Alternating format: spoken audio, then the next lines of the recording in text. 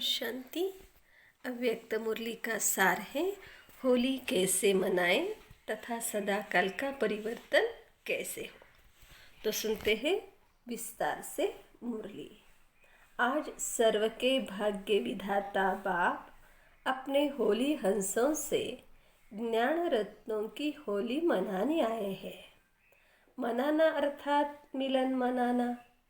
बाप दादा हर एक के अति स्नेही सहयोगी, सदा बाप के कार्य में सहयोगी, सदा पावन वृत्ति से, पावन दृष्टि से सृष्टि को परिवर्तन करने वाले सर्व होली बच्चों को देख सदा हर्षित होते हैं।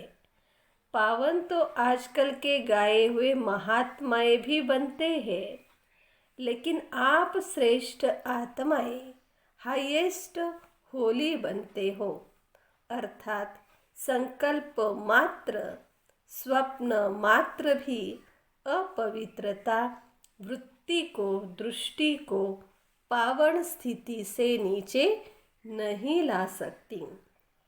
हर संकल्प अर्थात स्मृति पावन होने के कारण वृत्ति दृष्टि स्वतः ही पावन हो जाती है। न सिर्फ आप पावन बनते हो, लेकिन प्रकृति को भी पावन बना देते हो।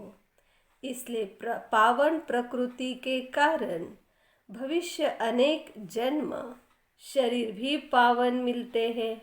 ऐसे ही होली हंस व सदा पावन संकल्पधारी श्रेष्ठ आत्माएं बन जाती हो।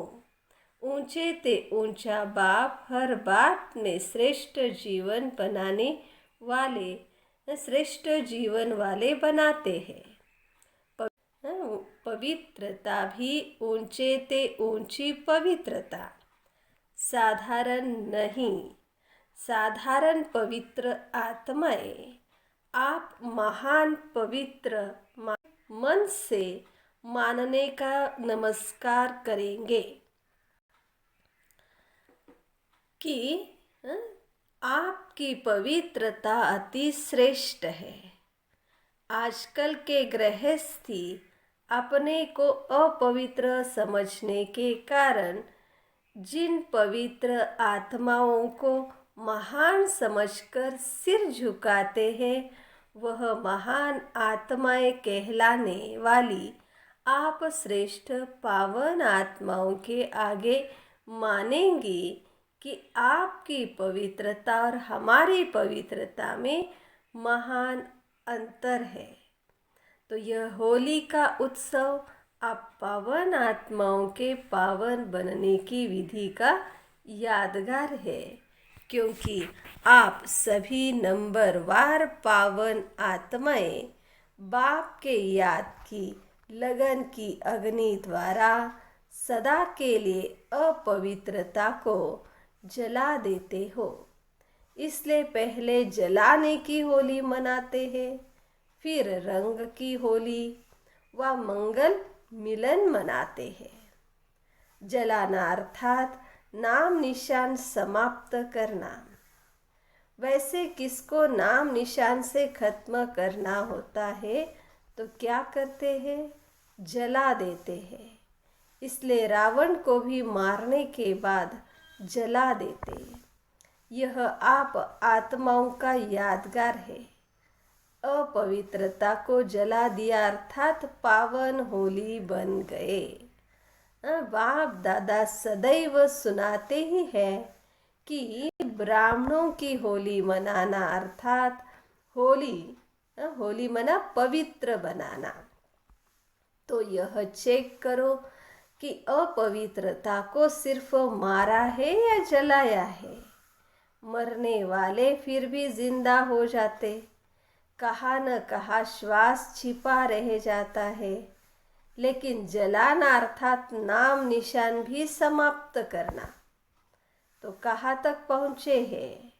अपने आप को चेक करना पड़े। स्वप्न में भी अपवित्रता का छिपा हुआ श्वास फिर से जीवित नहीं होना चाहिए। इसको कहते हैं श्रेष्ठ पावन आत्मा। संकल्प से स्वप्न भी परिवर्तित हो जाते हैं। तो आज वतन में बाप दादा बच्चों के समय प्रति समय संकल्प द्वारा लिखित संकल्प द्वारा व लिखित द्वारा बाप से किए हुए वायदे देख रहे थे। चाहे स्थिति में महारथी, चाहे सेवा में महारथी, दोनों के समय प्रति समय के वायदे बहुत अच्छे अच्छे किए हुए हैं। महारथी भी दो प्रकार के हैं। एक है अपने वरदान व वर्षे की प्राप्ति के पुरुषार्थ के आधार से महारथी, और दूसरे हैं कोई न कोई सेवा की विशेषता के आधार से महारथी। कहलाते दोनों ही महारथी है, लेकिन जो पहला नंबर सुनाया न स्थिति के आधार वाले, वह सदा मन से अतीन्द्रिय सुख के, संतुष्टता के, सर्व के दिल के स्नेह के प्राप्ति स्वरूप के झूले में झूलते रहते हैं। और दूसरा नंबर सेवा की विशेषता के आधार वाले तन से अर्थात बाहर से सेवा की विशेषता के फल स्वरूप संतुष्ट दिखाई देंगे। सेवा की विशेषता के कारण सेवा के आधार पर मन की संतुष्टता है। सेवा की विशेषता के कारण सर्व का स्नेह भी होगा, लेकिन मन से व दिल से सदा नहीं होगा। कभी बाहर से, कभी दिल से, लेकिन सेवा की विशेषता महारथी बना देती है। तो गिनती में महारथी की लाइन में आता है। तो आज बाप दादा महारथी व पुरुषार्थी दोनों के वायदे देख रहे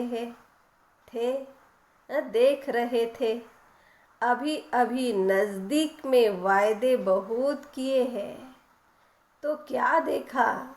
वायदे से फायदा तो होता है, क्योंकि दृढ़ता का फुल अटेंशन रहता है। बार बार वायदे की स्मृति समर्थी दिलाती है।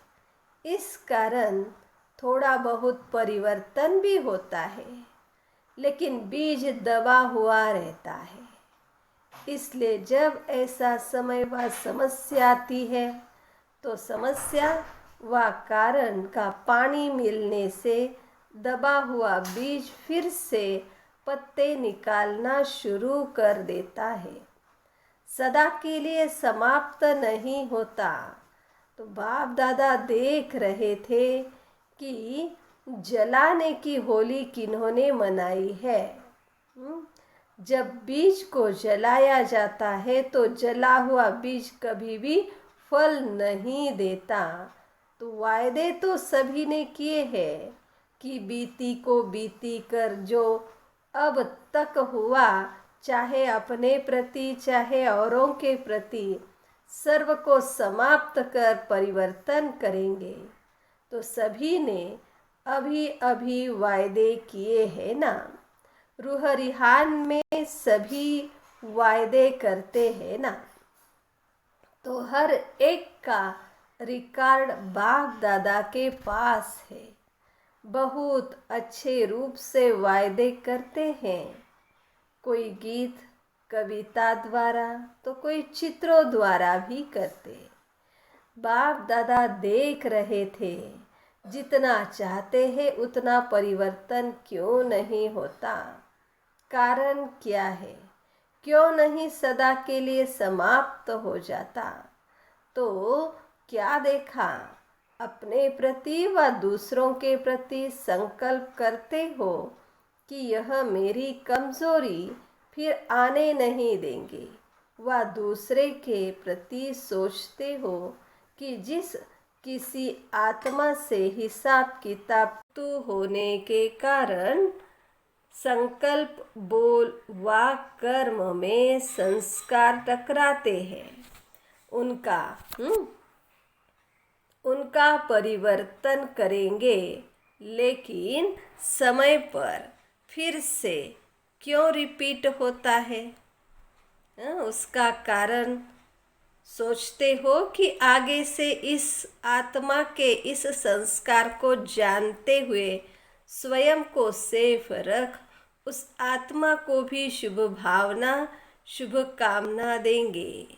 लेकिन जैसे दूसरे की कमजोरी देखने, सुनने व ग्रहण करने की आदत नेचुरल और बहुत काल की हो गई है, तो ये आदत नहीं रखेंगे।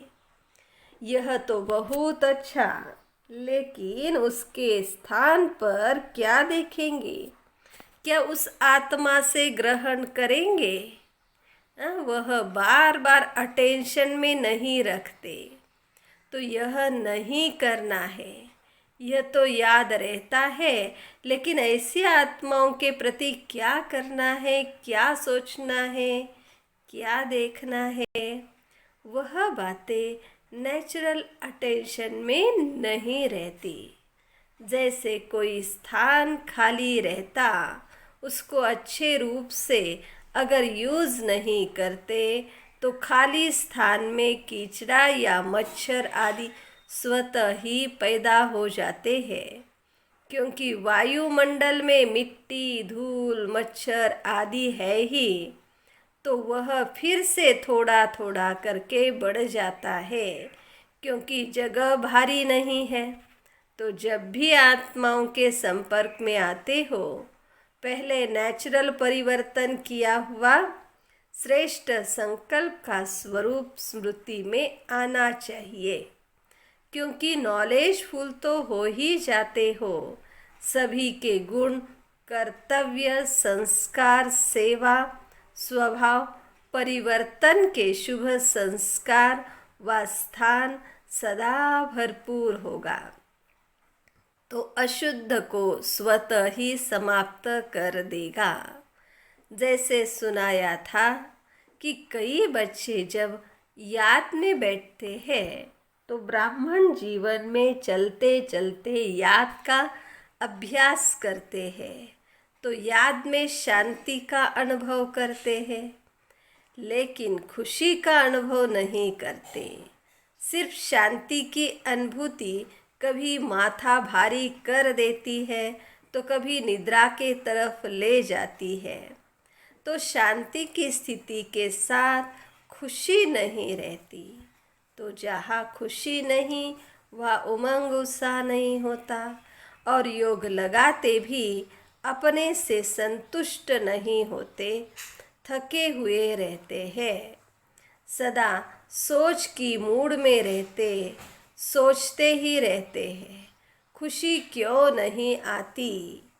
इसका भी कारण है, क्योंकि सिर्फ यह सोचते हो कि मैं आत्मा हूँ, बिंदु हूँ, ज्योति स्वरूप हूँ, बाप भी ऐसा है, लेकिन मैं कौन सी आत्मा हूँ?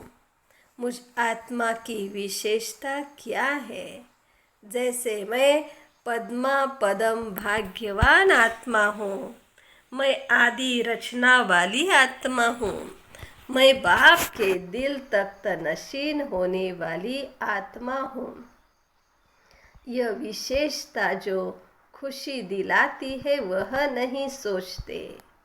सिर्फ बिंदी हूँ, ज्योति हूँ, शांत स्वरूप हूँ, तो नील में चले जाते हो, नींद में चले जाते हो, इसलिए माथा भारी हो जाता है। ऐसे ही जब स्वयं के प्रति व अन्य आत्माओं के प्रति परिवर्तन का दृढ़ संकल्प करते हो, तो स्वयं प्रति व अन्य आत्माओं के प्रति शुभ श्रेष्ठ संकल्प व विशेषता का स्वरूप सदा इमर्ज रूप में रखो, तो परिवर्तन हो जाएगा। जैसे यह संकल्प आता है कि यह है ही ऐसा, यह होगा ही ऐसा, यह करता ही ऐसे है, तो इसके बजाय यह सोचो कि यह विशेषता प्रमाण विशेष आत्मा है, विशेष ऐसा है। जैसे कमजोरी का ऐसा और वैसा आता है, वैसे श्रेष्ठता और विशेषता का ऐसा वैसा है। यह सामने लाओ। स्मृति को स्वरूप, स्मृति को स्वरूप को, वृत्ति को, दृष्टि को परिवर्तन में लाओ। स्मृति को, स्वरूप को, वृत्ति को, दृष्टि को परिवर्तन में लाओ। इस रूप से स्वयं को भी देखो और दूसरों को भी देखो। इसको कहते हैं स्थान भर दिया, खाली नहीं छोड़ा। इस विधि से जलाने की होली मनाओ। अपने प्रति व दूसरों के प्रति ऐसे कभी नहीं सोचो कि देखो हमने कहा था ना, देखो हमने कहा था ना कि यह बदलने वाले है ही नहीं। लेकिन उस समय अपने से पूछो कि क्या मैं बदला हूँ? स्व परिवर्तन ही औरों का भी परिवर्तन लाएगा। हर एक यह सोचो कि पहले मैं बदलने का एग्जाम्पल बनूं। इसको कहते हैं होली जलाना। तो जलाने के बिना मनाना नहीं होता, पहले जलाना ही होता है। क्योंकि जब जला दिया अर्थात स्वच्छ हो गए, श्रेष्ठ पवित्र बन गए, तो ऐसी आत्मा को स्वतः ही बाप के संग का रंग सदा लगा हुआ ही है, रहता है। सदा ही ऐसी आत्मा बाप से व सर्व आत्माओं से मंगल मिलन अर्थात कल्याणकारी श्रेष्ठ शुभ मिलन मनाती ही रहती है। समझा? ऐसी होली मनानी है ना। जहाँ उमंग उत्साह होता है वहाँ हर घड़ी उत्सव ही है। तो खुशी से खूब मनाओ, खेलो, खाओ, मौज करो, लेकिन सदा होली बन मिलन मनाते रहो। अच्छा, सदा हर सेकंड बाप द्वारा वरदान की मुबारक लेने वाले, सदा हर ब्राह्मण आत्माओं द्वारा शुभ भावना की मुबारक लेने वाले, सदा अति श्रेष्ठ पावन आत्माओं को, सदा संग के रंग में रंगी हुई आत्माओं को, सदा बाप से मिलन मनाने वाली आत्माओं को बाप दादा का याद प्यार और नमस्ते। हम पर्सनल मुलाकात के समय वरदान के रूप में उच्चारे हुए महावाक्य तो सुनते हैं। पहली पॉइंट, सदा अपने को बाप की याद की छत्र छाया में रहने वाली श्रेष्ठ आत्मा अनुभव करते हो। बाबा ने पूछा, छत्र छाया ही सेफ्टी, छाया ही सेफ्टी का साधन है। इस छत्र छाया से संकल्प में भी अगर पाँव बाहर निकालते हो तो क्या होगा? रावण उठाकर ले जाएगा और शोक वाटिका में बिठा देगा। तो वहाँ तो जाना ही नहीं है। सदा बाप की छत्र छाया में रहने वाली बाप की स्नेही आत्मा हूँ। इसी अनुभव में रहो। इसी अनुभव से सदा शक्तिशाली बन आगे बढ़ते रहेंगे। दूसरी पॉइंट, सदा अपने को बाप दादा की नज़रों में समाई हुई आत्मा अनुभव करते हो। नयनों में समाई हुई आत्मा का स्वरूप क्या होगा? आँखों में क्या होता है? बिंदी। तो देखने की सारी शक्ति बिंदी में है ना। तो नयनों में समाई हुई अर्थात सदा बिंदी स्वरूप में स्थित रहने वाली, ऐसा अनुभव होता है ना। इसको ही कहते हैं नूरे रत्न। तो सदा अपने को इस स्मृति से आगे बढ़ाते रहो, सदा इसी नशे में रहो कि मैं नूरे रत्न आत्मा हूँ। वरदान, अपनी अलौकिक रूहानी वृत्ति द्वारा सर्व आत्माओं पर अपना प्रभाव डालने वाले मास्टर ज्ञान सूर्य भव। जैसे कोई आकर्षण करने वाली चीज़ आसपास वालों को अपनी तरफ आकर्षित करती है, सभी का अटेंशन जाता है, वैसे जब आपकी वृत्ति अलौकिक रूहानियत वाली होगी तो आपका प्रभाव अनेक आत्माओं पर स्वतः पड़ेगा। अलौकिक वृत्ति अर्थात न्यारे और बाप प्यारेपन की स्थिति स्वतः अनेक आत्माओं को आकर्षित करती है। ऐसी अलौकिक शक्तिशाली आत्माएं मास्टर ज्ञान सूर्य बन अपना प्रकाश चारों ओर फैलाती है। स्लोगन, सदा स्वमान की सीट पर स्थित रहो तो सर्व शक्तियाँ आपका ऑर्डर मानती रहेगी। अच्छा, ओम शांति।